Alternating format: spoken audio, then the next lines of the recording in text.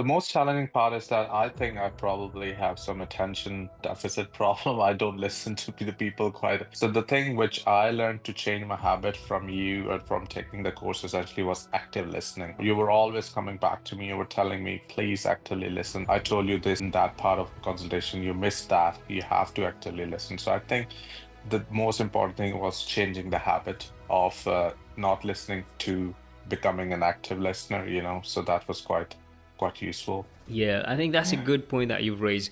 What I've noticed among doctors who actually work in hospital, it can be quite difficult to get into that GP consultation style where there's cues that you have to recognize and pick it up. And if you miss a cue, then it can completely change the way you manage a case. So tell us about your experience going into the exam then. Did you feel like you were confident or do you still have some self-doubt? So I still remember. I think you still have my email. Like even the night before, I had a bit of a self-doubt, but I think that's just a human nature. Like you always self-doubt about yourself. But I think that's good enough as well in a way. Like if you're too much overconfident, that's not good as well for you. You're just sitting an exam that you will rock the exam. That's not the case because this exam is quite different and. It's not like you will rock the case. Probably some people would, like probably they might not need any mentorship, but like a lot of people, like especially I would say IMGs, and who are like really struggling with SVA, like in their previous attempts as well, or anyone who's sitting in the first attempt as well.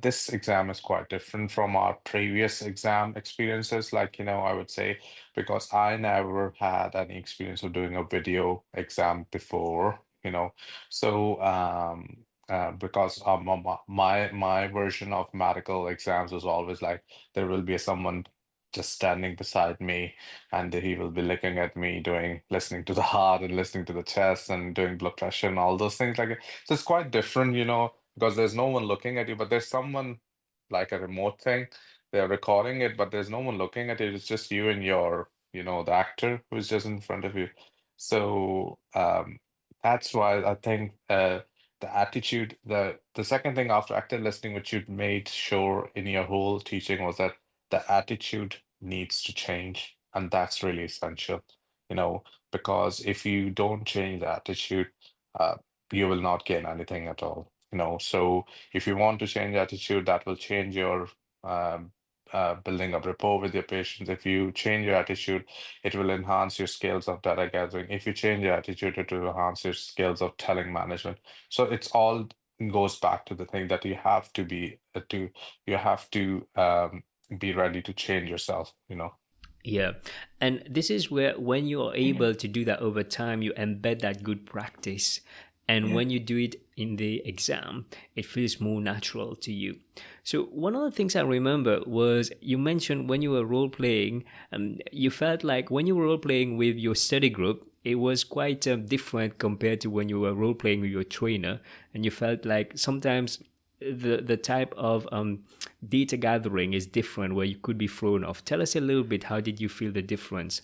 So, say, like, if you're role playing with someone of your peers, or like, it can be sometimes quite casual as well, and they can sometimes give you an honest feedback, but sometimes they can be a bit lenient towards you. But like, if you're a role player with yourself or with your mentor or anyone, like,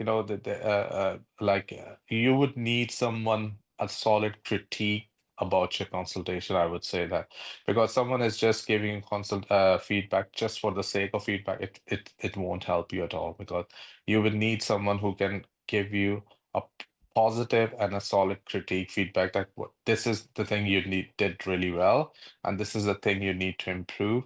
And because I still remember I did like my last session with you, I think it was like 5 or 7 days before the exam, and you were still saying that no, if you do this, you will not pass this station. Like, you will probably fail this station. So you were not giving me any green signals at all. So you were always pushing me, like I have to do better, better. So I think that was the key that really helped me. How did it feel on the day when you realized you passed your exam, Arsalan? Oh, I was very relieved. I was in tears. If you found this video useful, you might want to watch the whole interview here. Click here to watch it. I'll see you on the other side. Take care, everybody. Bye bye.